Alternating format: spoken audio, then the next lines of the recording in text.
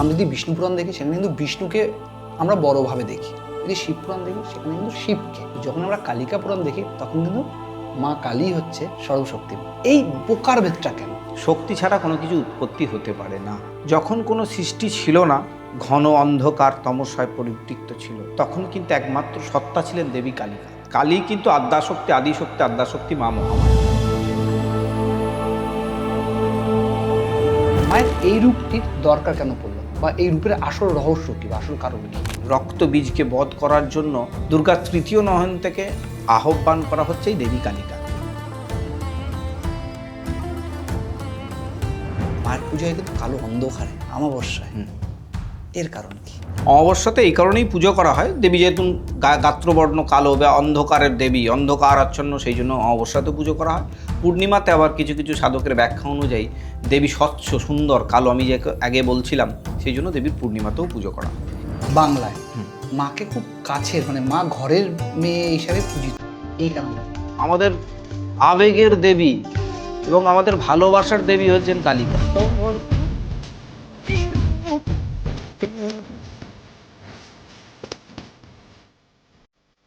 মায়ের সাথে নরবলি শব্দটি জড়িত। সত্যি কি মা নরবলি চান? শক্তি পুজো করতে গেলে বলিদান তো করতেই হবে।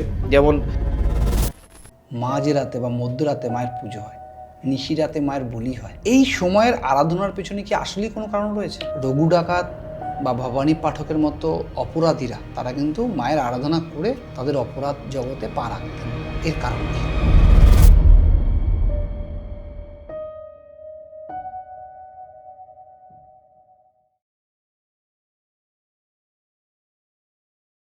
জয় মা কালী।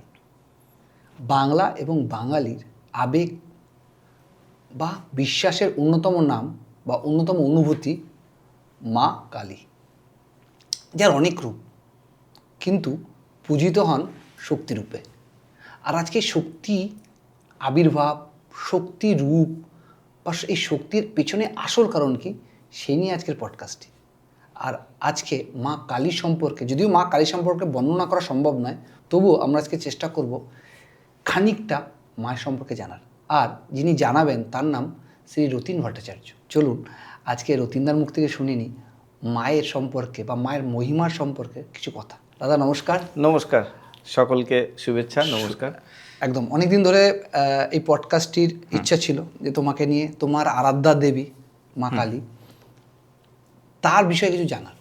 একদম বেসিক্যালি আমাদের সবার খুব কাছের একজন দেবী মা কালী, বাংলার বা বাঙালি। যখনই আমরা কাছের কাউকে অনুভব করি তখন কিন্তু আমাদের কাছে সেই সব থেকে বড় হয়। কিন্তু আমাদের সনাতন ধর্ম অনুসারে আমরা যদি বিষ্ণু পুরাণ দেখি সেখানে কিন্তু বিষ্ণুকে আমরা বড়ভাবে দেখি, যদি শিব পুরাণ দেখি সেখানে কিন্তু শিবকে, যদি আমরা শক্তি পুরাণ দেখি সেখানে কিন্তু শক্তি সর্বশেষ কথা বা সর্বশক্তিমান। কিন্তু যখন আমরা কালিকা পুরাণ দেখি তখন কিন্তু মা কালী হচ্ছে সর্বশক্তিমান। এই প্রকারভেদটা কেন? প্রকারভেদ, প্রথম কথা বলতে গেলে শক্তি ছাড়া কোনো কিছু উৎপত্তি হতে পারে না। আচ্ছা, শক্তি থেকে একটা শক্তির রূপান্তরণ ঘটে। আচ্ছা, সেটা বিষ্ণুদেব, সেটা শিব হোক, সেটা মা মহামায়া শক্তি হোক বা মা কালী হোক, তাই তো? হ্যাঁ, কালী কিন্তু আদ্যাশক্তি, আদিশক্তি, আদ্যাশক্তি মা মহামায়া, আচ্ছা বলা হচ্ছে। আচ্ছা, এইবার এখানে মা কালী বলা হচ্ছে বাঙালির আবেগ এবং বাঙালির ভালোবাসার অত্যন্ত প্রিয়, সেই জন্য তাকে মা করে ফেলেছেন। উনি কিন্তু মা নন, উনি মহাকালী। মহাকালী থেকে মা কালী চলে এসছে। যাক, ভালোবাসা আমাদের আবেগ অনুভূতি, সেখান থেকে মা কালী চলে এসছে। দেবীর সৃষ্টি বলতে, যখন কোনো সৃষ্টি ছিল না তখন দেবীর কোনো আকারও ছিল না, কিন্তু শক্তির আদি শক্তি, আদ্যাশক্তি যখন ঘন অন্ধকার তমসায় পরিবৃত্ত ছিল, তখন কিন্তু একমাত্র সত্তা ছিলেন দেবী কালিকা। আচ্ছা, এই জন্য তার গাত্রবর্ণ কালো, যার কোনো আকার ছিল না, যার কোনো আকার নেই, তিনিই হচ্ছেন নিরাকার পরম ব্রহ্ম, সেই সত্তা হচ্ছেন দেবী কালিকা। এইবার ব্রহ্মা বিষ্ণু মহেশ যিনি রয়েছেন আমাদের ত্রিদেব, এই কিন্তু কালীর একজনকে দিয়েছেন সৃষ্টি, স্থিতি এবং প্রলয়। সৃজনকর্তা বিষ্ণু এবং জগতের মানে সৃজনকর্তা হচ্ছেন ব্রহ্মা, যিনি সৃষ্টি করেছেন একদম। আর পালনকর্তা হচ্ছেন বিষ্ণু। এবং সংহারের দেবতা, ধ্বংস বা সৃষ্টির কর্তা হচ্ছেন আবার শিব। নতুন করে সৃষ্টি হচ্ছে শিব। কালীর কিন্তু রূপের বর্ণনা যেটা আমরা দেখছি, যে দেবীর অভয় বর এবং খর্গ মুণ্ড, এগুলো নিয়ে তো বলবোই আমি। তার জন্য আগে আমি বলি, আপনি যেটা বলছেন দেবীর বিশ্ব যিনি আবরণ, যার আবরণ নেই, সেই জন্য তিনি উলঙ্গিনী শ্যামামা, যার কোনো শেষ বা আদি অন্ত নেই। এবং দেবীর গাত্রবর্ণ কালো কেন? যদি আপনি দূরের আকাশকে দেখেন স্বচ্ছ নীল, যতই যাবেন তখন দেখবেন সাদা নীল, সেই জন্য দূর থেকে আমরা নীল দেখি। এগুলো আমাদের ভক্তের ব্যাখ্যা, ভক্ত ব্যাখ্যা করেছেন। ভক্তরা মাকে কিন্তু ওই মূর্তির মধ্যে মায়ের একটা কল্পনা রূপ দেওয়া হয়েছে, তারপর মায়ের কিন্তু কোনো রূপ নেই, আচ্ছা, মায়ের কোনো কিন্তু আদি অন্ত নেই, তিনি জন্য আদ্যাশক্তি মা মহামায়া। আমরা ছোটবেলা থেকে যে দেবীকে দেখে এসেছি বাড়িতে, মন্দিরে, তার রূপটা ভয়ঙ্কর রূপী। কিন্তু যখনই ব্রহ্মাণ্ড সৃষ্টির কথা আসে বা ঈশ্বরের কথা আসে, সে কিন্তু শান্ত এবং স্নিগ্ধ হয়। কিন্তু মায়ের ক্ষেত্রে কিন্তু বিষয়টা ঠিক উল্টো। মায়ের এই রূপটির দরকার কেন পড়লো, বা এই রূপের আসল রহস্য কী বা আসল কারণ কী?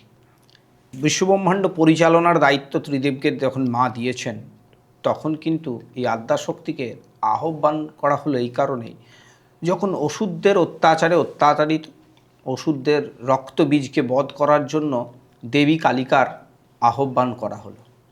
এই দেবী কালিকা হচ্ছেন অসুরদের নিধন করেছেন, এবং তার লগলগ করছে জীব, এবং তার জ্ঞান খর্গ দিয়ে অসুরদের মস্তক ছেদন করেছেন, এবং রক্তবীজকে ধ্বংস করার সময়তে যত রক্ত মাটিতে ফোঁটায় ফোঁটায় পড়ছে, সেখান থেকে অসুরের জন্ম হচ্ছে।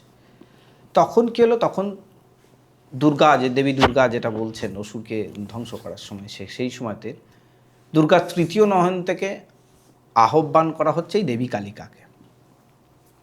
দেবী কালিকা তখন এই অসুরদেরকে নিধন করছেন আর রক্ত পান করছেন।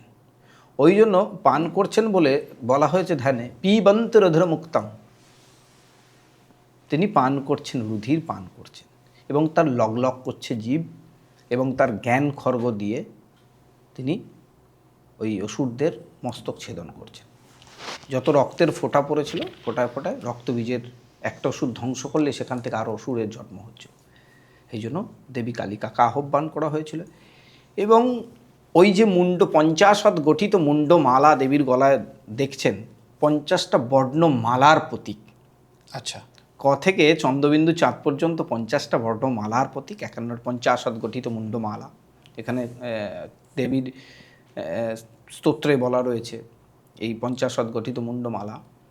এবং একটা ছোট্ট ব্যাখ্যা আমি করছি, মা কিন্তু আমার এখানে বিবসনা, আচ্ছা, যার কোনো বসন নেই।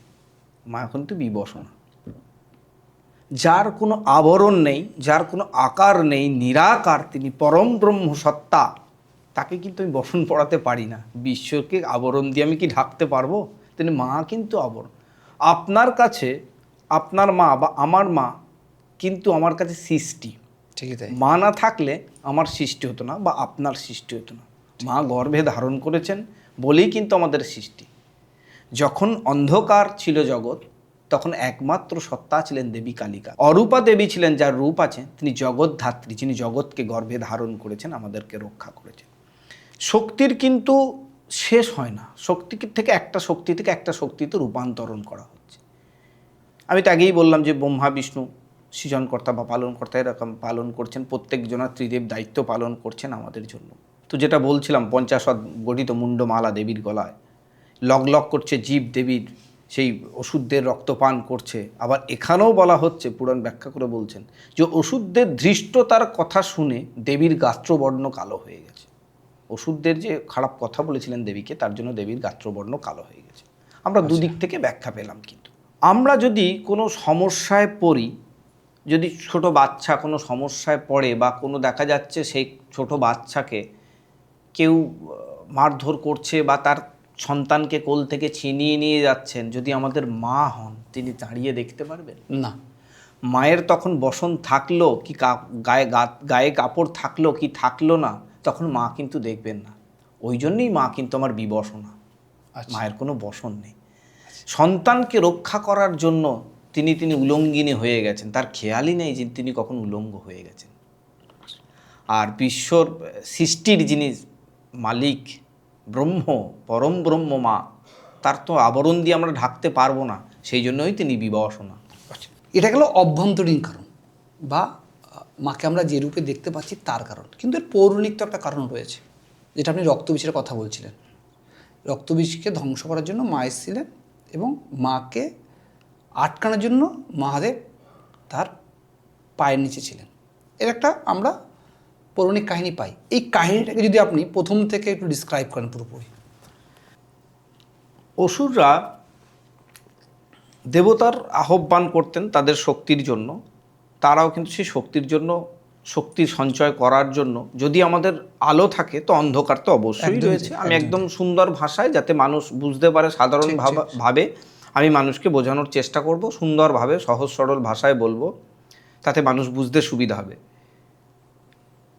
মায়ের রূপ এখানে অসুরদের, তখন অসুররা, আমরা জানি যে অসুররা কী করছেন, মায়ের কিন্তু ওই আরাধনা করেন এবং মায়ের কাছ থেকে শক্তি সঞ্চয় করেন। দেবতারা কিন্তু দেখবেন তাদেরকে অল্পতেই সন্তুষ্ট করা যায়। ঠিক। যেমন আশুতোষ ভগবান শিব রয়েছেন, অল্পতেই যিনি সন্তুষ্ট। দেবতারা ভাবছেন যে এরা যখন আমার নাম গান করছে তখন এদেরকে অবশ্যই আশীর্বাদ দেব। কিন্তু অসুরদের আশীর্বাদ পড়ার মানে আশীর্বাদ নেওয়ার পর তারা শক্তিশালী হয়ে গেলেন এবং সেই শক্তির অপব্যবহার করতে শুরু করলেন। এটা আজও কলিযুগে করে মানুষরা। হ্যাঁ, আমাদের শক্তি হয়ে গেলেই তো আমরা অপব্যবহার করব, ঠিক তাই। কিন্তু সেটাকে আমি সঠিক পথে পরিচালনা করছি না। শক্তিকে যদি সঠিক পথে পরিচালনা করা হয় তাহলে শক্তির অবশ্যই কাজ আছে। যেমন সুফল রয়েছে কোনো জিনিসের, তার কোনো জিনিসের কুফলও রয়েছে। আপনি যদি কুফলটা নিয়ে এগিয়ে চলেন তাহলে তো হবে না। যে সৃষ্টি করেন তিনি তার সুফল নিয়ে ভাবেন যে আমি সৃষ্টি করলাম। এইবার কিছু মানুষ রয়েছেন তার কুফল ব্যবহার করবেন। এই রকম কিন্তু অসুররাও করেছিলেন, সৃষ্টির কাজ, শক্তি নিয়ে তার কাছে কুফল ব্যবহার করতে শুরু করেছেন। তারা রাজকীয় অমরত্ব লাভ করার চেষ্টা করেছেন, বারবার দেবতাদের সঙ্গে যুদ্ধ করেছেন। এইবার যখন রক্তবীজ, যখন দেবী পারছেন না যুদ্ধ করতে, মহিষাসুরকে আমরা দেখবেন যে মহালয়ে দেখি মহিষাসুরকে বধ করেছেন দেবী দুর্গা, শূলে বিদ্ধ করেছেন এবং সেখান থেকে চণ্ডমুণ্ডকে বধ করেছেন, কৈটবকে বধ করা দেখেছি। প্রত্যেকটা চণ্ডীতে কিন্তু তার বর্ণনা রয়েছে, কৈটব বধ, তারপরে ধ্রুমলোচন বধ, এগুলো বিভিন্ন অসুরের নাম, এগুলো বারবার বধ করা হয়েছে তাদেরকে। তাদের এইবার হলো কি, কালিকার আহ্বান হলো এই কারণেই, দেবী শক্তির শক্তি, যাকে যার রূপ ছিল না তখন, তাকে দেবী দুর্গার তৃতীয় নয়ন থেকে আহ্বান জানানো হলো দেবী কালিকাকে। আচ্ছা। কালী কিন্তু আদি শক্তি এবং শক্তির রূপান্তরণ ঘটছে। যেমন আমরা যদি দেখি যে এখানে একটা মাইক, এটা একটা শক্তি লাগছে, ইলেকট্রিক শক্তির মধ্যে চলছে, কোনো ক্যামেরা, যেটা একটা শক্তি। প্রত্যেকটা শক্তি কিন্তু একটা শক্তি থেকে রূপান্তরণ ঘটছে, প্রকাশ মাত্র পাচ্ছে। এটাও কিন্তু একটা মাইক, ওটা লাইট, প্রত্যেকটা নাম দেখুন আলাদা, কিন্তু উৎস এক জায়গায়। উৎস কিন্তু সেই শক্তি। কি শক্তি? জলবিদ্যুৎ থেকে উৎপন্ন হচ্ছে, বা কয়লা থেকে তাপবিদ্যুৎ শক্তি, যেটাকে তাপবিদ্যুৎ শক্তি বলা হচ্ছে। সেই শক্তির উৎস কিন্তু একটা, প্রকার কিন্তু আলাদা আলাদা হয়ে যাচ্ছে। সায়েন্সও কিন্তু এরকম দেখতে হবে, শক্তির রূপান্তরণ মাত্র, শক্তিকে ধ্বংস করা যায় না, শক্তির সৃষ্টি হয় আলাদা আলাদাভাবে, শক্তির রূপান্তরণ হয়ে যায়। এই মহাবিশ্ব জগতেও তাই, কিন্তু শক্তির কিন্তু রূপান্তরণ বা প্রকাশ আলাদা আলাদাভাবে প্রকাশ পেয়েছে। ঠিক যেটা বলছিলাম, আমি গল্পর আকারে বলি, মানুষের বুঝতে, সাধারণ মানুষের বুঝতে সুবিধা হবে। তো অসুরদের রক্তবীজকে নিধন করার জন্য যখন যুদ্ধ করছেন দেবী, একটা করে অসুরের মস্তক ছেদন করে। বেসিক্যালি একটু আটকাচ্ছে আপনাকে, বেসিক্যালি বিষয়টা হচ্ছে যে রক্তবীজ যখন তার বর পেয়ে অমরত্ব লাভ করেন, বেসিক্যালি অমরত্ব মিন্স যে তার রক্ত যতবার পড়বে তত অসুরের জন্ম হচ্ছে। যখন দেবরা কোনোভাবেই এটা ওনাকে মানে রক্তবীজকে কন্ট্রোল করতে পারলো না, তখন মা কালীর, মানে মা দুর্গার তিনয়ন থেকে মা কালীর আবির্ভাব হলো, যাতে কোনো উপায় এই রক্তবীজকে থামানো যায়, তাই তো? বেশ, তারপরে রক্তবীজকে যখন দেবতারা কন্ট্রোল করতে পারছিলেন না, যখন একটা অসুরকে গলা কেটে দেওয়া হচ্ছে বা যার শরীরে আঘাত করা হচ্ছে, সেখানে যে রক্তের বিন্দু যেখানে মাটিতে পড়ছে সেখান থেকে আবার নতুন অসুরের জন্ম হচ্ছে। তখন তো দেবী কালিকাকে আহ্বান জানানো হলো এবং দেবী কালিকা যুদ্ধ করছেন। দেবী কালিকারও সে একই ব্যাপার, যুদ্ধ করতে করতে যত রক্তের ফোঁটা মাটিতে পড়ছে আবার এক নতুন অসুরের জন্য। তখন কি করলেন দেবী, ওই অসুর নিধন করেন, ওই রক্ত কিন্তু দেবী কালিকা পান করেন। হ্যাঁ, পান করছেন। যেখানে বলছে পিবন্তরধর মুহ, মানে রক্ত তিনি পান করছেন, লগ লগ করছে জীব, তিনি ওই রক্ত কিন্তু পান করতে শুরু করলেন। তখন কিন্তু যখন পান করছেন তখন কিন্তু আর নতুন অসুরের জন্ম হচ্ছে না। সেইখানেই কিন্তু যখন শেষের দিকে লয় অসুরকে শেষ করে যখন মুন্ডমালা গলায় পরেছেন, 50 মুন্ডমালা, এবং কোমরে তার ওই ওষুধদের এই হাতগুলো দিয়ে কোমরে তার বসন তৈরি করেছেন, মা কিন্তু তখন বিবশনা হয়ে গেছেন। মায়ের কখনো খেয়ালই নেই যে যুদ্ধ করতে করতে তিনি বিবশনা হয়ে গেছেন। এইবার যখন কোনো মতেই তাকে এই শক্তিকে কন্ট্রোল করা যাচ্ছে না, শক্তিকে নিয়ন্ত্রণ করা যাচ্ছে না, তখন কিন্তু আহ্বান করা হচ্ছে, যখন ত্রিদেবের মধ্যে যখন সৃষ্টি শেষ হয়ে যায় বুঝি, তখন কিন্তু ওই সবরূপী মহাদেব, একজন সবের রূপ ধারণ করেন মহাদেব, সবরূপী মহাদেব, তখন তিনি শুয়ে পড়লেন। শুভ শক্তি তো জাগ্রত করতেই হবে। এই শিব হচ্ছে সত্তা, পুরুষ এবং প্রকৃতি। দেবী তখন যুদ্ধ করতে করতে যখন এগিয়ে যাচ্ছেন রণং দেহি মূর্তিতে, এবং শিববক্ষে যখনই পা রাখছেন তখনই তা কন্ট্রোল হয়ে গেছে আর্থ। আমরা যখন এই যে বিদ্যুৎ শক্তি পরিচালিত হচ্ছে, বিদ্যুৎ শক্তিকে যখন কন্ট্রোল করা যায় না, আমাদের কিন্তু বাড়িতে একটা আর্থ তৈরি করতে হয়। এই আর্থ হচ্ছেন শিব, সবরূপী মহাদেব পড়ে রয়েছেন, সবরূপ মহাদেব হৃদয়েও পরিসংস্থ। সবরূপী মহাদেবের হৃদয়ে তিনি পা দিয়ে রয়েছেন, তখন নিজেকে কন্ট্রোল করছেন, আবার নতুন করে সৃজন সৃষ্টি তৈরি হচ্ছে। এই নয় যে শিববক্ষে দেবী পা দিয়েছেন বলে দেবীর কিন্তু জিভ কাটা, এটা প্রচলিত রীতি যে স্বামীর বুকে পা দিয়েছেন, আমাদের বুঝতে সুবিধা হওয়ার জন্য সবাই বলে রাখেন যে স্বামীর বুকে পা দিয়েছেন বলে তিনি উলঙ্গ রয়েছেন বলে জিভ কেটেছেন। এটা ব্যাপার নয়। তিনি ওই অসুরদের রক্ত পান করছিলেন এবং লগলগ করছে জীব, তখন কিন্তু ওই জীবটা তার বেরিয়ে রয়েছে। বা এদিকে মানুষের কল্পনা, মানুষ যেরকম ভাববে, ভক্ত কবির ভাষায় তারা বলতে চেয়েছেন, তারা, আমি বললাম প্রথমেই, আপনি বলেছেন বা আমিও বলেছি, বাঙালিরা কিন্তু দেবীর কালিকার আবেগের দেবী। একদম একদম। আমরা ঘরের মেয়ে হিসাবে দেখবেন আগেকার দিনে ভট্টাচার্যরা বেশিরভাগই কালী পুজো করতো, এখনও তাই করে। একদম ঘরের কালী ঘরে ঢুকে গেছে, কিন্তু কালীর বাস শ্মশানে। এটা নিয়ে আমি আলোচনা করব, কালী কেন শ্মশানে বাস এবং কালীর বিভিন্ন রূপ রয়েছেন। ওই শিববক্ষে যখন পা রাখেন তখন ওই যেমন আর্থ হয়ে গেলেন, তখন তার মধ্যে শুভ শক্তি জাগ্রত হয়। আচ্ছা। এবং তখন তিনি 4 হাত বেষ্টন করে বরাভয় মূর্তি ধারণ করছে, অভয়াং বরদাং চাইবা, তিনি অভয় বর সব কিছু প্রদান করছেন দেবী।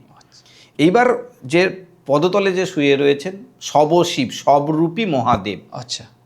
সবের তার কোনো কি বলবো আশাও নেই, জন্মও নেই, মৃত্যু নেই, সব শেষ। তো শিব মানেই তো শেষ। শিব মানেই তো শেষ।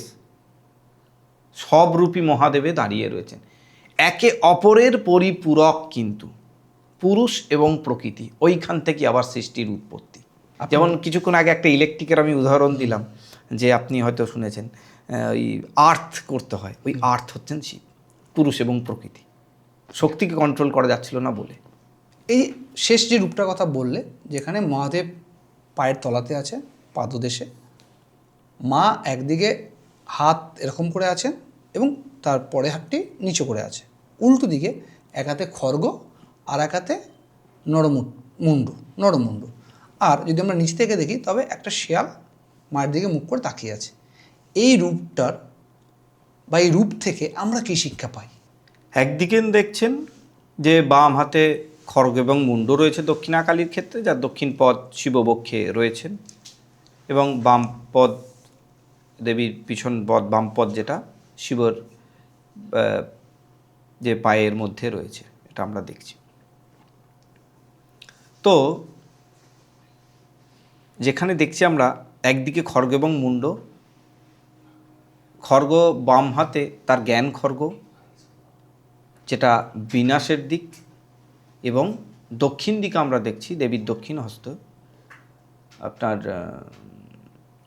অভয় এবং বর। একদিকে সৃষ্টির সৃজন পালন ও অন্যদিকে সৃষ্টির নিধন। যদি আমরা মনের মধ্যে কল্পনা করি, আমাদের আসুরিকত্ব বারবার কিন্তু মনের মধ্যে জাগ্রত হয় এবং শুভ চেতনাই কিন্তু হচ্ছে তাহাই শিব, যেহেতু শিবপক্ষে মা পা রেখেছে, শুভ চেতনা সৎ। তো আমাদের অবরহ মনের মধ্যে কিন্তু সেই রক্তবীজের জন্ম কিন্তু হয়েই যাচ্ছে। দেবী তার জ্ঞান খর্গ দিয়ে আমাদের মনের মধ্যে সেই আসুরত্বকে নষ্ট করে শুভত্বকে নিয়ে আসছেন। দোষ করলে তো মায়ের শাসন পেতেই হবে।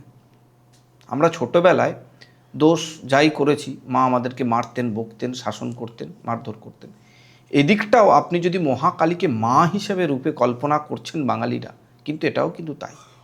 একদিকে কিন্তু দোষ করলে মায়ের শাসন, ওদিকে তোমার মনের কালিমা কলুষকে নিধন করছেন তার জ্ঞান খর্গ দিয়ে, এবং তার অসুরিত্বকে পান করছেন, তার অসুরিত্ব রক্তকে পান করছেন এই মুন্ড নিয়ে। আচ্ছা, এবং দক্ষিণহস্তে অভয় এবং বর দুই দিচ্ছেন। অভয় হচ্ছে তোর কোনো ভয় নেই, আমার কাছে আয়, এবং বরদান করছেন মা বিবসনা। এখানে বিবসনা কেন, আমি আগে তো কিছুক্ষণ আগে বললাম। আর একটা আমি ভাবে মানুষকে বোঝাই। দেখুন, আমরা যখন জন্মেছিলাম উলঙ্গিনী হয়ে জন্মেছি, একদমই উলঙ্গ হয়ে জন্মেছি। একদম আমরা যখন চলে যাব তখন কিন্তু সে উলঙ্গ ঠিক, হয়েই যাব। ঠিক। যিনি সবরূপী মহাদেব, তিনিও কিন্তু উলঙ্গ শুয়ে রয়েছে, সব, যার কোনো কামনা বাসনা কিছুই নেই সবের, এই সব কিন্তু সবরূপী মহাদেব মায়ের পদতলে শয়ন করছেন। মা কিন্তু বিবসনা। মা বলছে তোমার কোনো ভয় নেই, আমার কাছে এসো, তোমার সব কিছু উজাড় করে দাও। দেখবেন এখানে একটা ছোট্টর কথা বলি, যে রাস বৈষ্ণব বিষ্ণুকে যখন পেয়েছিলেন যার সখীরা, তারা উজাড় করে দিয়েছিলেন তার সব কিছু বসনচোরার কাছে।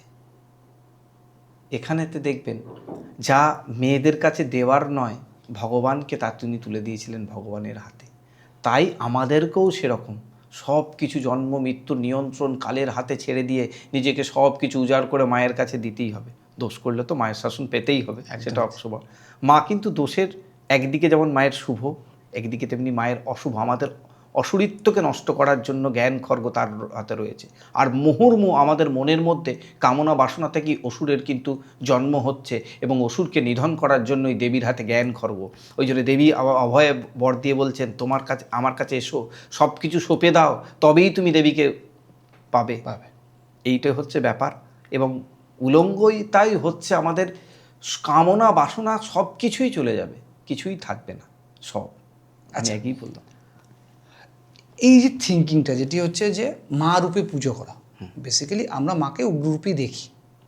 এখানে উগ্র নয়, না, বেসিক্যালি আমরা যখনই মূর্তি দেখি আমাদের মধ্যে ঢুকিয়ে দেওয়া হয়েছে যে হ্যাঁ, উগ্রতা, দেবী উগ্র, খর্গ রয়েছেই বলে, রক্ত রয়েছেই বলে দেবী উগ্র। কিন্তু ওই যে দাঁত দিয়ে তার জীবকে ধরে রেখেছে, কামনা বাসনাকে তিনি নিয়ন্ত্রণ করছে, শুভ্র এটা দন্ত। তো অভ্যন্তরীণ মানে। যখন আমরা মূর্তিতে দেখি তখন মায়ের রূপ, উগ্র রূপ আমরা দেখতে পাই, কিন্তু সেই রূপের মধ্যেই কিন্তু সাধক বামাখ্যাপা শ্রী রামকৃষ্ণদেব তারা কিন্তু মা রূপে পূজিত করেছেন, এবং তার কাছে আবদার, তার কাছে আকাঙ্ক্ষা সব প্রকাশ করেছেন, এবং মা কিন্তু তাকে মা রূপেই দেখা দিয়েছেন, আমরা যতদূর জানি বা আমরা যতদূর শুনে এসেছি। এই যে থিঙ্কিংটা যে আমি দেবীকে মা রূপেই কামনা করব, এই থিঙ্কিংয়ের জন্য কি আলাদা কোনোভাবে মাকে খুঁজতে হবে বা আলাদা করে কিছু মাকে ভাবতে হবে? দেখুন, মা যখন বিবসনা, আমাদেরকে রক্ষা করার জন্যই কিন্তু তিনি বিবসনা হয়ে গেছেন। আমাদেরকে রক্ষা করার জন্যই আমি একটা ছোট্ট গল্প করে ব্যাখ্যা করলাম যে তিনি বিবসনা। দেখুন, কোনো বাচ্চা, আমি উদাহরণ দিলাম যে কোনো বাচ্চা যদি সমস্যায় পড়েন, তখন তার মায়ের কিন্তু কাপড় কোথায় থাকলেও তিনি দেখবেন না, তাই না? আপনি যখন মা রূপে বাঙালির আবেগের দেবী মাকে যখন ডাকছেন, তার তো আমাদেরকে রক্ষা করতে হবে, জগৎ সৃষ্টি করতে হবে, সেই জন্য মা তিনি বিবসনা। আবার একদিকে আমরা দেখছি যার কোনো আকার নেই, রূপ নেই, বর্ণ নেই, তিনিই তো তার অনন্ত কোটি বিশ্বকোটি জগতের মালিক, তিনি পরম ব্রহ্ম, আদ্যাশক্তি মা মহামায়া। ঠিক, এখানেও তো তাই। এখানেও মানে আমরা বেসিক্যালি মাকে যে রূপে ডাকবো, মা সেই রূপই আমাদের। অবশ্যই আমি কি বললাম, শক্তি একটা শক্তিতে রূপান্তরণ ঘটেছে, একদম। কেউ কালীকে পছন্দ করবে, কেউ দুর্গাকে পছন্দ করবে, সাধকের উদ্দেশ্যে। আপনি দোষ করলে মায়ের শাসন পাবেন। যে দেখবেন কিছু কিছু সাধক রয়েছে, সাধকে তাদের কোনো মূর্তি ছবি ছাড়াই মায়ের পুজো করেন। আমরা গৃহী, আমরা যোগী নই, গৃহী। আমরা মূর্তি কল্পনা করে মায়ের ঘট প্রতিষ্ঠা করে মায়ের একটা রূপ কল্পনা করেই মায়ের কাছে আমরা চাই, আমাদের দোষ গুণ সব কিছু মায়ের চরণে লুটিয়ে দিই, মা আমাদের সেখান থেকে রক্ষা করে। এবং দোষ করলেই আমাদের অশুভ শক্তিকে নিধন করেন তার জ্ঞান খর্গ দিয়ে। আবার সাধকের দেখবেন তাদের কিন্তু চাওয়ারও নেই, কিছু পাওয়ারও নেই, তারা দেখবেন নিরাকার পরম ব্রহ্মর সাধনা করেন। সে জিনিস কিন্তু আমরা পারবো না। নিরাকার পরম ব্রহ্মর সত্তাই কিন্তু দেবী, তিনি রূপেও আছেন আবার অরূপেও আছে। যখনই মায়ের পুজোর কথা ওঠে, কারণ তুমি এইমাত্র পুজোর কথা বললে যে যারা গৃহিণী তারা ঘট পেতে মাকে আহ্বান করেন, কিন্তু আমরা যদি মায়ের পুজোরকে ব্যাখ্যা করি বা পুজোর সময়কে ব্যাখ্যা করি, তখন দেখা যাবে যে মায়ের পুজো ম্যাক্সিমামই অমাবস্যায় হয়, পূর্ণিমায় তুলনামূলক কম হয়, মানে অন্ধকারে হয়। আবার মায়ের স্থান আমরা বেশি খুঁজে পাই শ্মশানে। মানে আমাদের ভারতবর্ষে যত জায়গায় শ্মশান আছে, আশা করি, বা মা সারা পৃথিবীতে যত জায়গায় শ্মশান আছে, সে আশেপাশে কিন্তু কালী মূর্তি বা কালী মন্দির আছেই। এর কারণটা কি? দেবী তো শ্মশানেরই দেবী, মৃত্যুনাশিনী শ্মশানেরই দেবী। ওই জন্য তার গায়ত্রীতে বলা হচ্ছে কালিকাই বিদ্ময় শ্মশান বাসিনী ধীমই তন্ন ঘরে। শ্মশানে তো দেবীর পুজো হবেই, যেহেতু মৃত্যুনাশিনী শ্মশানের দেবী। তিনি শ্মশানে কিন্তু আমাদের কিন্তু চাওয়া পাওয়ার কিছু নেই, সব সেখানে চলছে। আমাদের অহংকার সব কিছু শেষ হয়ে যাচ্ছে, দর্প চূর্ণ হয়ে যাচ্ছে, সেখানে সব পুড়ে যাচ্ছে।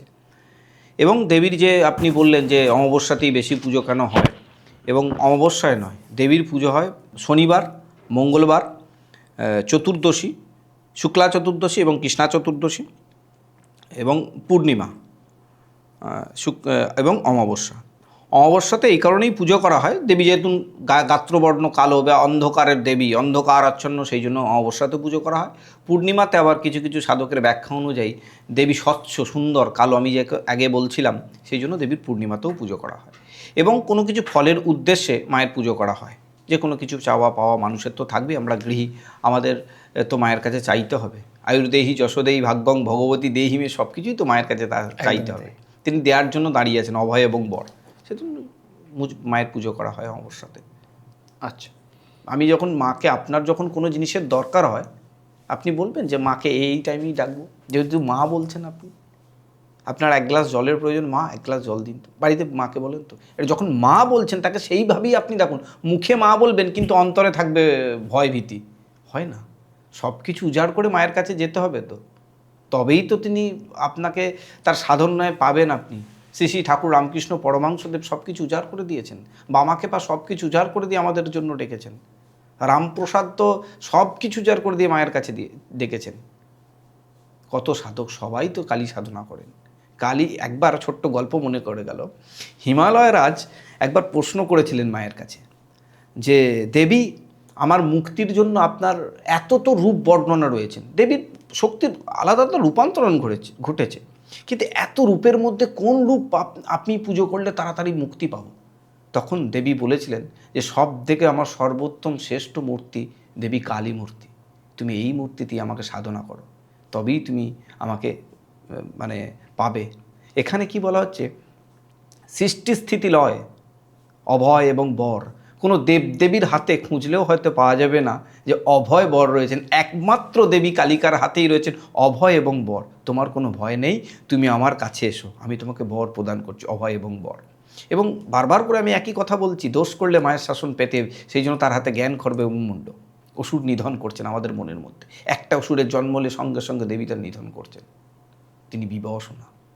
আমরা যখন মায়ের মূর্তি দেখি তখন খানিকটা কনফিউজ হয়ে যায়। যারা মাকে নিয়ে বেশি চর্চা করে না তারা অনেকেই কনফিউজ হয়। কেন? তার কারণ হচ্ছে কিছু মূর্তিতে দেখা যায় যে মায়ের ডান পায়ের নিচে মহাদেব, আবার কিছু দেখা যায় বাঁ পায়ের নিচে মহাদেব। এই ডান পায়ের নিচে মহাদেব মানে তিনি হচ্ছেন দক্ষিণাকালী, শিবকে দক্ষিণ পদ রেখেছেন, এবং বাঁ পায়ের নিচে যখন মহাদেব, তিনি হচ্ছে বামাবর্তিত কালী, যেটি তারা। প্রত্যেকটা জায়গাতে প্রত্যেকটা রূপের প্রকাশ ঘটেছে, মাত্র এটাই, কিছু না, আর কিছু না। এবং গৃহতেও দক্ষিণাকালী পুজো করা হয়। আচ্ছা, মায়ের তো রূপ কেন? কেউ তারামা রূপে পুজো করে, কেউ মা কালী রূপে পুজো করে, কেউ শ্যামামা হিসেবে পুজো করে। মায়ের এরকম নানা রকম রূপের ভেদের কারণ কি? দেখুন, আমি কি বললাম যে শক্তিতে একটা রূপান্তরণ ঘটছে। শক্তি শুধু রূপান্তরণ ঘটেছে। কারুর কাছে আপনি ধরুন, কারুর কাছে বন্ধু, কারুর কাছে বাবা, কারুর কাছে আপনি স্বামী, আবার কারুর কাছে দাদা। প্রত্যেক জায়গাতে আপনার রূপের যেমন ভেদ ঘটছে, তেমনি ভগবানেরও কিন্তু এই রূপের প্রকাশ ঘটছে। যেমন ইলেকট্রিকের আগে বললাম, একটা সংজ্ঞা দিয়ে আমি বললাম যে রূপের প্রকাশ ঘটছে। এই তো প্রত্যেক সাধকের উদ্দেশ্যে তার রূপ চেয়েছেন মায়ের কাছ থেকে। মানে যে যেমন মাকে ডেকেছেন, হ্যাঁ, ডেকেছেন, সেই রূপে তাকে দেখা দিই সাধকের উদ্দেশ্যে। এবং দশমহাবিদ্যা কালের থেকেই কনভার্ট হয়েছে দশমহাবিদ্যা। সৃষ্টির জন্যই, সৃষ্টির পালন করার জন্যই মায়ের কিন্তু রূপের প্রকারভেদ ঘটেছে। তবে যদি আমরা ধরি, তবে প্রধান এবং একমাত্র রূপ হচ্ছে মা কালী। হ্যাঁ, প্রধানত দেবীর প্রথম বিদ্যা হচ্ছেন দেবী কালী। দেবী কালী। আচ্ছা, যেহেতু আমরা আজকে দশম মহাবিদ্যার ইম্পর্টেন্স নিয়ে কথা বলছি না, আমরা মা কালীকে নিয়ে কথা বলছি। বেসিক্যালি আজকে মা কালীর একটা অন্য রূপ দেখতে চাইছি বা অন্য বিষয় আমরা জানতে চাইছি। এগুলো ছোটো ছোটো বিষয়। যদিও আমাদের চ্যানেলে দশম মহাবিদ্যা নিয়ে অলরেডি একটা সিরিজ চলছে, যেখানে মা কালীর বর্ণনা অলরেডি আগে হয়েছে। বাট আজকের প্রশ্নগুলো বা আজকের জিজ্ঞাসাগুলো একটু আলাদা। তার মধ্যে অন্যতম হচ্ছে যে প্রত্যেক দেবদেবীরই আমাদের কোনো না কোনো বাহন থাকে, এবং সেটা রাজকীয় বাহন। মা দুর্গার সিংহ, মা সরস্বতীর হাঁস। কিন্তু যখনই মা কালীর কথা ভাবি, তখন কিন্তু আমরা কোনো বাহন দেখতে পাই না মূর্তির সাথে বা কোনো কারণে। তার কারণটা কি? বাহন মানে কি? যিনি বহন করে নিয়ে চলেছেন। তাহলে এখানে মায়ের বাহন বলতেন সবরূপী মহাদেব। তিনি মাকে বহন করে রয়েছেন, মায়ের পদতলে রয়েছেন সবশিব। ঠিক আছে, এই সবরূপী মহাদেবী হচ্ছেন মায়ের বাহন, যিনি মা যার বক্ষে পা দিয়ে রেখেছেন, তিনি মায়ের বাহন, যিনি মাকে বহন করে নিয়ে চলেছেন। এবং তিনি তো মৃত্যুর দেবী, মৃত্যুর নাশিনী। কোথায় অবস্থান করেন? শ্মশানে। কালিকা ওই বিদ্মহে শ্মশান বাসিনী ধীমহি তন্ন ঘরে পৌঁছতে। দেবী কালী শ্মশানে বাস করছেন। এই শ্মশানে বাস করার জন্যই কিন্তু দেবী, তার বাহন কিন্তু ওই সবরূপী মহাদেব। আচ্ছা, শ্মশানের দেবী বলেই কিন্তু তার বাহন সবরূপী মহাদেব। সবের বক্ষে পা দিয়ে রয়েছেন, ওই জন্য সবরূপী মহাদেব মায়ের বাহন। বাংলার একটা কথা আছে বা বাঙালিদের একটা কথা আছে, যে শ্যাম সেই শ্যামা। এই কথার তাৎপর্য কি? শ্যামই শ্যামা মানে সাধকের পরিভাষায় যতনে আদরে রেখো আদরিনী শ্যামা মাকে। যতনে আদরে রেখো আদরিনী শ্যামা মাকে। সাধকের উদ্দেশ্যে বারবার ব্যাখ্যা হচ্ছে মায়ের পুজোর কথা, যার কোনো রূপের বর্ণনা নেই। এখানে ধ্যানমন্ত্রে বলা রয়েছে করাল বদনাং ঘোরাং মুক্তকেশিং চতুর্ভুজাং। তিনি করাল বদনা এবং মহামেঘাং প্রভাং শ্যামাং। তিনি মহামেঘ, যদি কালো মেঘ করা হয়, যদি মেঘের বর্ণ দেখেন কালো মেঘ করেছেন, সেখানে মায়ের গাত্রবর্ণ কিন্তু কালো। আবার যদি আপনি দেখেন দূরের আকাশকে নীল, তখন গাত্রবর্ণ নীল। নীলেরও কোনো আকার নেই। যতই আপনি দেখবেন নীল আকাশ, সমুদ্রে ধরুন আপনি বেড়াতে গেছেন, দূর থেকে দেখছেন নীল আর নীল, আদি অন্ত কিছু নেই। সেই জন্য দেবীর গাত্রবর্ণ কালো এবং শ্যামেরও গাত্রবর্ণ কালো এবং নীল। এদের কোনো আকার নেই, নিরাকার পরম ব্রহ্ম। পরম ব্রহ্মের কোনো আকার নেই। আমরা গৃহী লোকেরা মায়ের পূজা করার জন্য মায়ের আকার তৈরি করেছি, আকার দিয়েছি। দেখুন, নিরাকার পরম ব্রহ্মের সাধনা সাধকেরাই করতে পারে, কিন্তু গৃহী লোকেরা তার নিরাকার পরম ব্রহ্মের সাধনা করতে পারে না। আমরা তো নিরাকার নই। আমরা নিজের একটা পুজো করতে গেলে মায়ের একটা ঘট স্থাপন করব, একটা যন্ত্রম স্থাপন করব, দেবী যন্ত্রম স্থাপন করব, ঘট স্থাপন করব, একটা ছবিও রাখবো, মায়ের পুজো করব। তবেই তো আমি বুঝতে পারবো, অনুভব করতে পারবো আমরা গৃহী, ভোগী। আমরা এই জন্যই মায়ের পুজো রূপ দেখি। বাকি কথাগুলো জানার আগে আপনাকে আমার কিছু প্রশ্ন বা তোমাকে একটা কিছু প্রশ্ন। সেটা হচ্ছে, আজ পর্যন্ত যারা মায়ের সাধনা করে তাদের রূপটা একটু অন্যরকম হয়। কেউ বড় তিলক পরে, কেউ বেশ লাল শালুক পরে। তুমি সিম্পল থাকো, আমি তোমাকে আগেও দেখেছি খুব সিম্পল থাকতে। এর কারণ কি? দেখুন, প্রত্যেকজনের মতো, ঠিক আছে। দেখুন, ডাক্তারবাবু যখন বাড়িতে রয়েছেন তখন তার ড্রেস পরে টেথোস্কোপ নিয়ে গলায় ঘুরে বেড়াবেন না। তাহলে আমি যখন মায়ের পুজো করবো তখন যেরকম ইনস্ট্রাকশন রয়েছেন সেইভাবেই আমি সাজবো। যখন খেলোয়াড় সবসময় বাড়িতে কি ফুটবল খেলার ড্রেস পরে থাকবে? দেখবো। তারপরে দেখুন, যে যেরকম কর্ম করেন, আপনি কি বাড়িতে এইভাবেই কথা বলেন না, আপনার ন্যাচারাল। তাহলে আমি এইভাবেই কথা বলছি, বাড়িতে তো আর মাইক থাকে না, ক্যামেরা লাইট জ্বলে না। না না। তাহলে আমি যখন এগুলো বহিঃপ্রকাশ কেন করব? বৃক্ষ তোমার নাম কি, ফলে ন পরিচয়। ঠিক ঠিক ঠিক। আমি যদি আমার পরিচয় ঢাকঢোল বাজি, আমি সাধারণভাবে থাকতে পছন্দ করি, আমার ভালো লাগে আমি কালিকাকে ডাকবো, তোমার ভালো লাগে না তুমি কালিকাকে ডেকো না। কিন্তু একটা কথাই বলবো যে একজনকে মানো যিনি আছেন।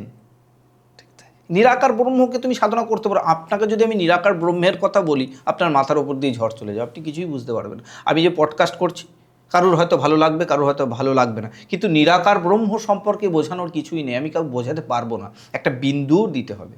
কিন্তু আমাদের কিছু, যেমন নিরাকার ব্রহ্ম একমাত্র সত্তা হচ্ছেন যারা সাধক, তার উদ্দেশ্য নিরাকার ব্রহ্ম, তাদের চাওয়া পাওয়া কিছুই নেই। আমি গেলাম মায়ের কাছে, মা তোমাকে একটা বড় মালা দিলাম, আমার এই দাও, আমি চাইছি তো মায়ের কাছে, জোরাত করে চাইছি। যখনই মা বলছি তার কাছে চাওয়া পাওয়া রয়েছে তো। ঠিক তাই। এবং যার চাওয়া পাওয়া কিছু নেই তার কাছে তিনি তো উলঙ্গিনী শ্যামামা, বিবসনা। এই 50 মুন্ড মালা যখন মায়ের গলায়, এদের কোনো জন্মও নেই, মৃত্যুও নেই, এরা কিন্তু মায়ের সাধক। কিন্তু সেই জন্য এদের মোক্ষের দেবী, মোক্ষ লাভ করান একমাত্র দেবী হচ্ছেন কালিকা।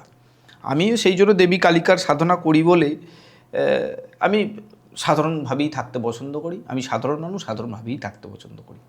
ওই তিলকমালা করলেই যে সাধনা করলে মাকে পাওয়া যাবে, আর তিলকমালা না পড়লে যে মাকে পাওয়া যাবে না, এটা কোনো ব্যাপার নয়। আচ্ছা, এবার পূজনের ক্রিয়ার সময়তে ভাবেতে তো বিভোর হতে হবে, ভাব জাগলে তবে ভক্তির উদয় হয়।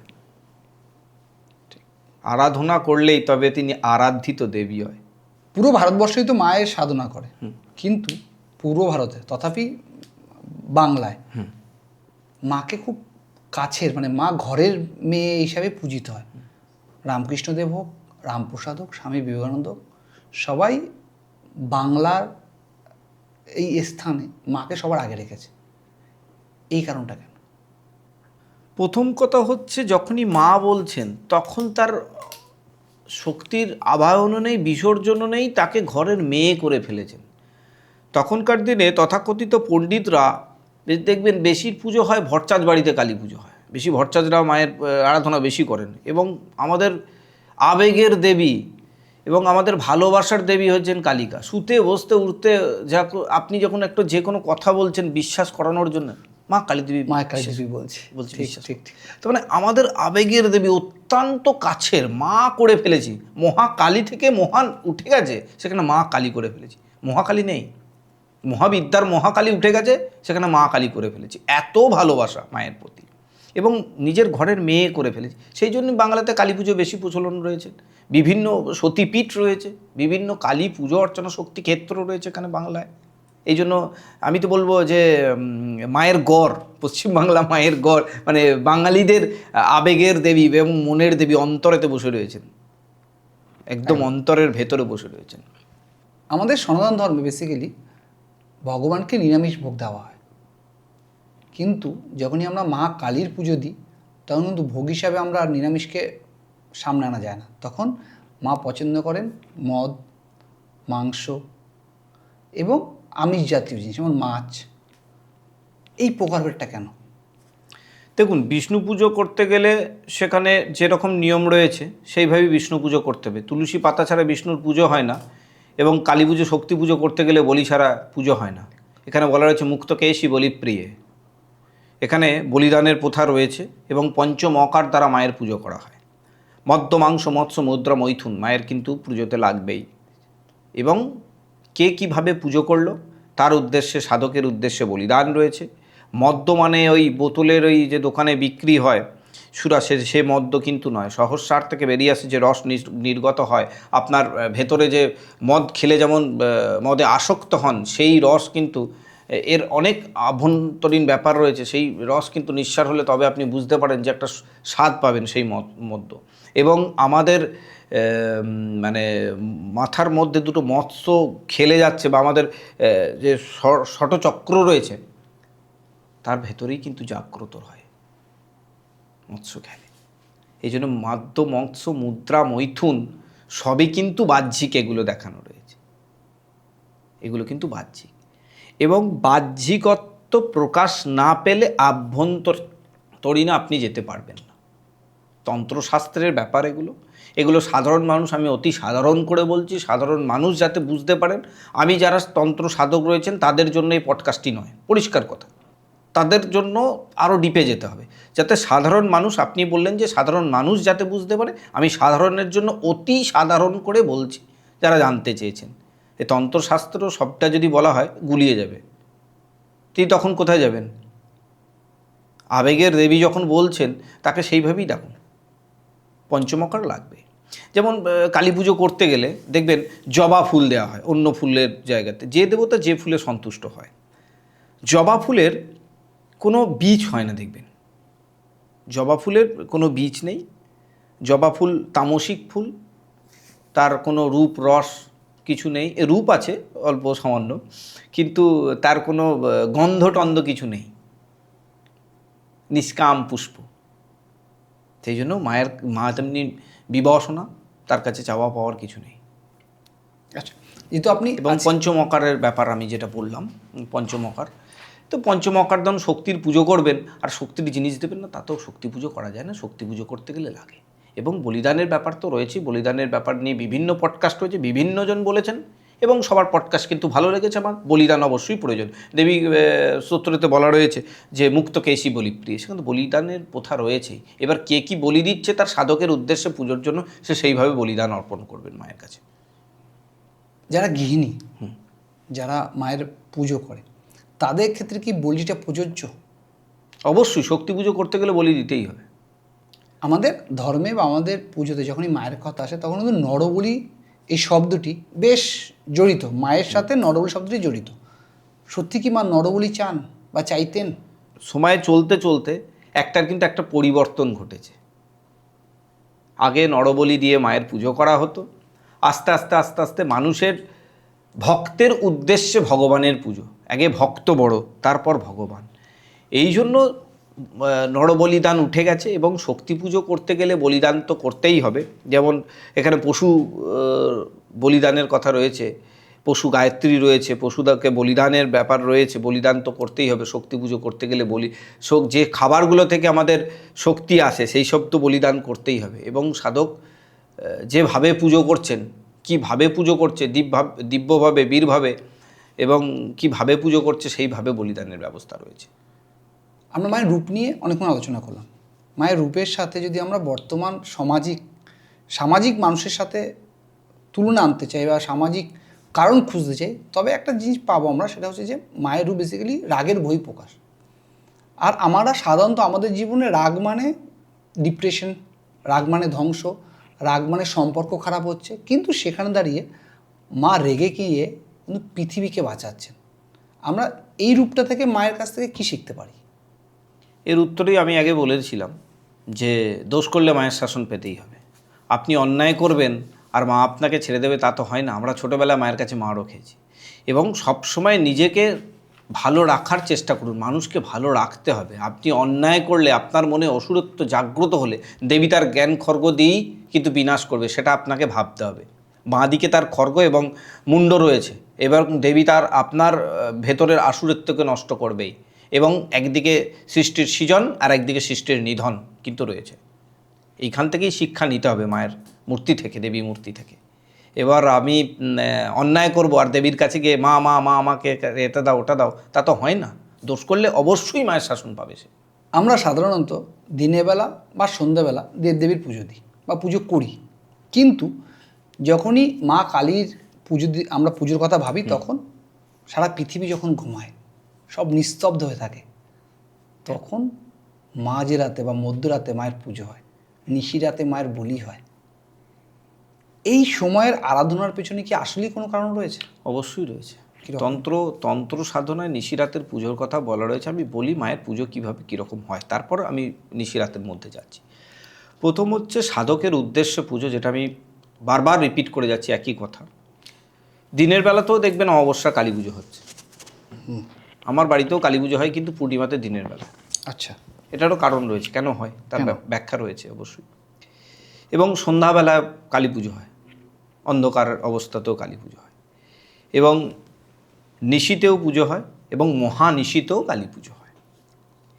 সাধক যেমন তার সাধনা করবেন সে নির্দিষ্ট রীতিনিয়ম তৈরি করবেন। মাকে আপনি মা বলছেন, মাকে ডাকার কোনো রীতি নিয়ম কিছু হয় না, যেমন বাড়িতে যেমন মা ভেবে নিয়েছেন। সাধনা করতে গেলে রাত্রিবেলাতে একদম চুপচাপ নিরিবিলি খুব সুন্দর পরিবেশ থাকে, সেই জন্য সাধক তার সাধনা করার জন্য নিশিতে পুজো করেন বা মহানিশিতে মায়ের পুজো করেন বা বলিদান করেন। পুজোর যে রীতি নিয়ম রয়েছেন, বলিদান তো দিতেই হবে, যেহেতু তিনি মুক্তকেশী বলিপ্রিয়ে বলা হচ্ছে, তো এখানে বলিদানের ব্যবস্থাও রয়েছে এবং বিভিন্ন ব্যাপার রয়েছে। সাধকের উদ্দেশ্যে দিবা নিশি যখন খুশি মায়ের পুজো করা যেতে পারে এবং সে কীভাবে মায়ের ভাবে পুজো করছেন। সন্ধ্যারাতেও কিন্তু কালী পুজো হয়, আবার দিনের বেলাতেও পুজো হয়। এগুলো তার উদ্দেশ্যে, সাধকের উদ্দেশ্য সাধনের জন্য মায়ের পুজো। মানে এই পৃথিবীতে মাকে যে যেভাবে ডাকতে পারে, একদম যে যেভাবে তাকে আপন করতে পারে, মা সেইভাবে পূজিত হন এবং সেইভাবে তার ফল দেন। মায়ের পুজো নিয়ে মানুষের মধ্যে ভয়ভীতি কাজ করে। আমরা যদি মা লক্ষ্মী, মা দুর্গা, গণেশ, শিবের পুজো দিই, তখন আমরা তো ভাবি না, কোনো ভুলভ্রান্তি হলে ততটা ভয় লাগে না। কিন্তু মা কালীর পুজোর ক্ষেত্রে কিন্তু আমরা খুব নিয়ম নিষ্ঠা মেনে দিয়ে থাকি, যাতে কোনো ভুল হলে তার ফল আমাদের ভুগতে হয়। এটা আমরা অনেকেই জানি। এর কারণ কি? মা তো ভয়ভীতি হরা, এত ভয় করার তো কিছু নেই, ভয়ভীতি হরণ করেছেন। তো মা বলছেন আর ভয় করলে হবে? তার রূপটাকে দেখছেন খুব উগ্র। নারকেল দেখেছেন? নারকেলের ওপরটা কিন্তু খুব শক্ত, ভেতরে কিন্তু জল বাজছে। মায়ের রূপটাও সেরকম, একদম সোজা কথায় বলতে গেলে মায়ের ওপরটা দেখে যত ভয়ঙ্করী আছে, কিন্তু মা অত ভয়ঙ্করী নয়।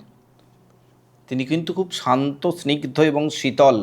আমি বলেছি আগে, মা মমতাময়ী, তিনি করুণাময়ী, কৃপাময়ী এবং স্নিগ্ধ শীতল মায়ের রূপ। আমাদের ভয় করি, ওই যে লগলগ করছে জীব এবং তার হাতে খড়গমুণ্ড, এই জন্য আমরা ভয় পাই। মা কালীর কথা এলে সবার আগে বা সব থেকে একটা শব্দ আমাদের কানে আসে, এটা হচ্ছে ডাকাত কালী। রঘু ডাকাত বা ভবানী পাঠকের মতো অপরাধীরা, সমাজের অপরাধীরা, তারা কিন্তু মায়ের আরাধনা করে তাদের অপরাধ জগতে পা রাখতেন। যখনই দেখা যায় যে এখানে অপরাধ বেশি ঘটে, সেখানে মায়ের পুজো বেশি হয়। এর কারণ কি? তিনি কোনো অপরাধকে মানে রেখে দিয়ে পুজো করছেন এরকম কোনো ব্যাপার নয়, যে অপরাধীরা সবাই শক্তির উদ্দেশ্যে পুজো করছেন। দেখবেন থানাতে কালী পুজো হয়, হ্যাঁ, থানাতে কালী পুজো হয়, ঠিক। আবার শ্মশানেতেও কালী পুজো হয়, গৃহেতেও কালী পুজো হয়, আবার ডাকাতেরাও বলছেন কালী পুজো করে। প্রত্যেকের চাওয়া পাওয়া কিন্তু আলাদা আলাদা। তিনি শক্তির দেবী, সবার কিন্তু চিন্তাধারা সবার কিন্তু নিজের মতো, ঠিক। সেই জন্য সব জায়গাতে মা বিচরণ করছেন। চোরেরাও মায়ের পুজো করছে, ডাকাতও মায়ের পুজো, ভক্তরা ডাকাতও মায়ের পুজো করছে, চোর মায়ের পুজো করছে, পুলিশ মায়ের পুজো করছে। আবার আপনি যদি বর্ডারে দেখেন, সেখানেও দেখবেন চণ্ডীর পুজো করছেন, মা কালিকার পুজো করছেন। সবাই কিন্তু মায়ের শাসন, সবাই তো মায়ের সন্তান, সবাই তো মাকে ডাকবে। এইবার দোষ গুণের বিচারে মা তাকে শাস্তি দেবেন। ডাকাতকালী ডাকাতরা সাধনা করে মায়ের পুজো করে তারপর ডাকাতির উদ্দেশ্যে রওনা দিতেন তাদের স্বার্থ চরিতার্থ করার জন্য। ডাকাতরা সবসময়, আমাদের ডাকাত মানেই খারাপ উদ্দেশ্য দিক, তারা কিন্তু অনেক গরিব মানুষের পাশেও দাঁড়াতেন। তারাও একটা দিক আছে, তারা কিন্তু খুব ভালো করতেন। গরিবের রাজা রবিনহুড। দেখবেন অনেক বিপ্লবীরা কিন্তু কালী পুজো করে কালী পুজো করতেন, বিপ্লবীরাও কিন্তু কালী পুজো করতেন এবং দেশমাতৃকার বন্দনা করতেন কালী পুজো করে। বিপ্লবীরা কিন্তু কালী পুজো করতেন, তবেই কিন্তু তারা অপরাজয় হয়েছে। ভারত মাতার এই মানে সাধনা করতেন, মানে দেবী কালিকার সাধনা করতেন, কালিকার সাধনা করে এবং ব্রিটিশদের হাত থেকে আমাদের স্বাধীনতা ফিরিয়ে এনেছিল। ঠিক, সেখানেও কিন্তু তারাই, যত আপনি খুঁজে দেখবেন, বা আমাদের কাছে এখন স্মার্টফোন রয়েছে, যদি সার্চ করেন যে ব্রিটিশরাও কিন্তু মায়ের পুজো করেছেন, আচ্ছা, কালী সাধনা করে গেছেন, যা দেখতে পাবেন সেখানে ব্রিটিশরাও কিন্তু মায়ের পুজো করে তারপরে যাত্রা করতেন তাদের কর্মের উদ্দেশ্যে।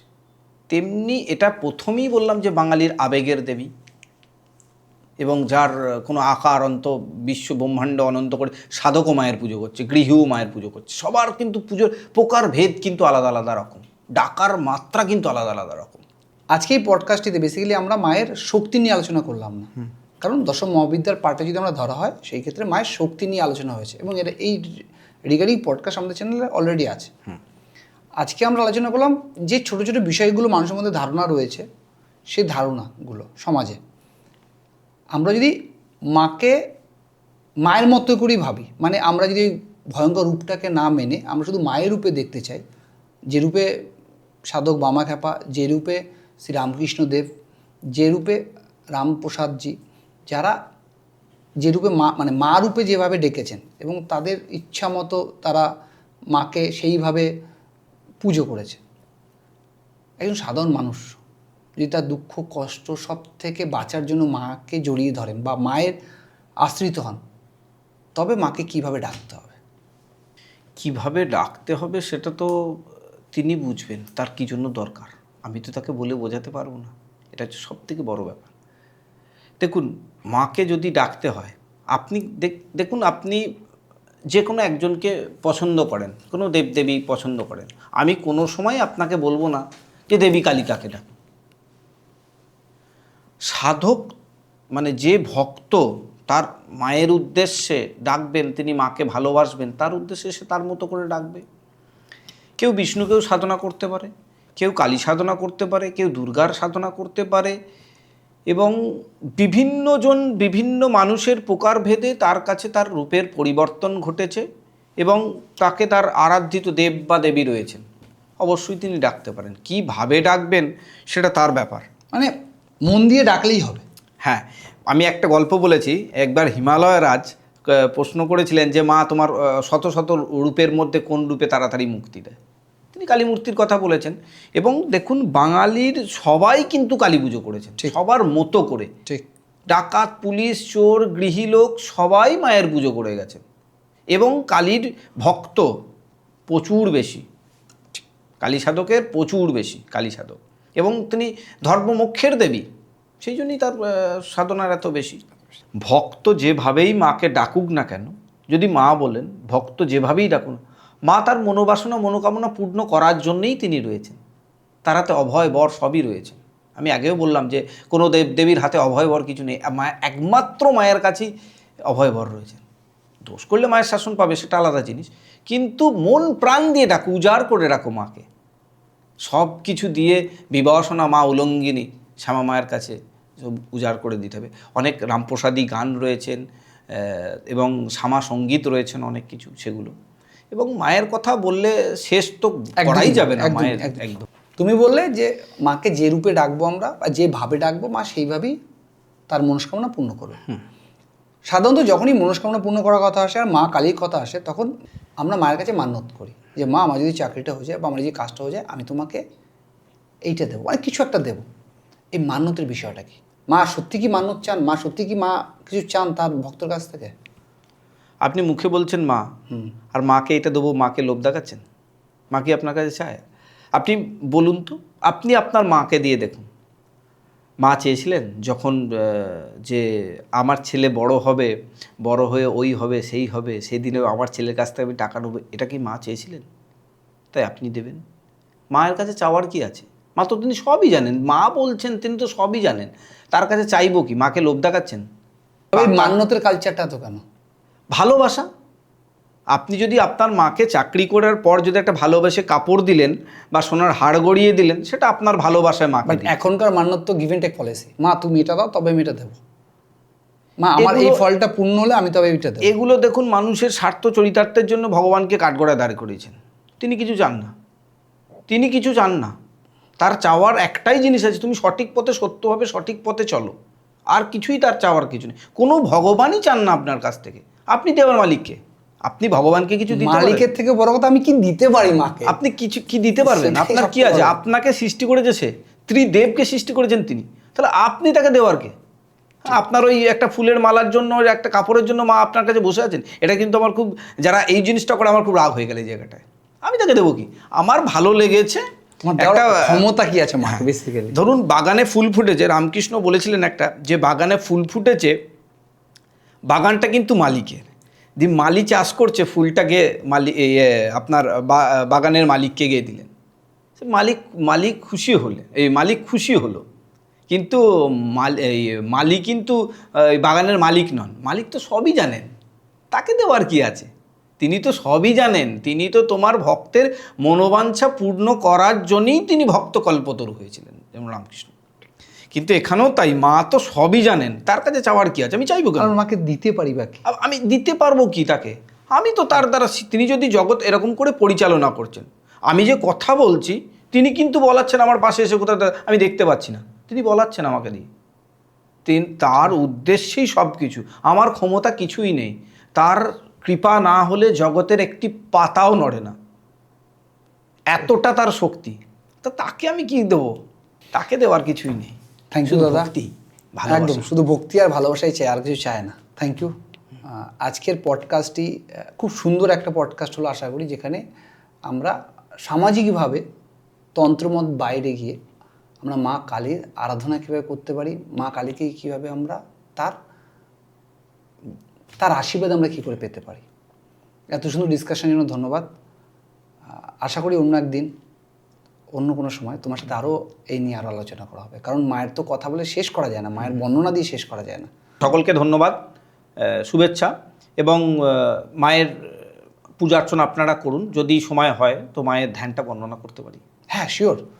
আমি তাহলে মায়ের ধ্যানটা করি, দক্ষিণা কালিকার ধ্যান। ঠিক। মায়ের দক্ষিণা কালিকা কি বর্ণনা হচ্ছে এখানে অনেকটা আপনাদের বুঝতে পারবেন, কিন্তু প্রত্যেকটা পার্ট ধরে বর্ণনা করতে গেলে অনেক সময় লাগবে, অনেক ব্যাপার, একটা পডকাস্টটা হয়তো শেষ হবে না। ঠিক আছে। তো এখানে বলা হচ্ছে ওং কারাল বদরাং ঘোরাং মুক্তকে সিং চতুর্ভুজাং কালিকাং দক্ষিণাং দিব্যাং মণ্ডমালা বিভূষিতম স্যদ্যোশ্চিন্ন শিরো খরগ বাম ঊর্ধ্বাদি অদকরাম্বুজম অভয়াং বরদং চৈব দক্ষিণোর্ধ্বাদি পানিকম মহামেঘং প্রভং শ্যামং তথা চৈব দিগম্বরে কণ্ঠাবসক্তমুণ্ডালিকলতরুধিরচর্চিতম করনাবতং সথানীतं শবোযুগ্মভয়োনকম ঘোরদংষ্টং करालस्यं प्रीणन्नतपयोधरं शबरङ्करतघातैकितकञ्च हसनमुखिं शिक्कदयागलदरक्तधारविस्फूर्तखनं घोरोरावं महारुद्रिं शशनलयवासिनीं बालर्कमण्डलाकारं लोचनाश्रियतन्नितं दन्तुरां दक्षिणां व्यापिमुक्तालम्बिकजरचयो शवरूपमहादेव हृदय परिसंस्थितं शिवादिघुरावावि चतुर्दिक्षु समन्वितं महाकाल सममं विपरीतरथातुरं सुखप्रसन्नवदनं श्राननसरोरुहम् एवं सञ्चेत्कालिं धर्मकामयि सिद्धयते। जय মা মহামায়ে জগন্মাতো কালিকে ঘোরদক্ষিণে গৃহানবন্দনাং দেবী নমস্তে শঙ্কর প্রিয়ে। এই গৃহে আপনারা বন্দনা করুন, মায়েরকে অবশ্যই মায়ের আশীর্বাদ আপনারা পাবেন, এবং মাকে ভয় পেয়ে নয়, ভক্তি করে ভালোবেসে ডাকুন, অবশ্যই মায়ের কৃপা লাভ করবেন। ধন্যবাদ। সকলে ভালো থাকুন, সুস্থ থাকুন।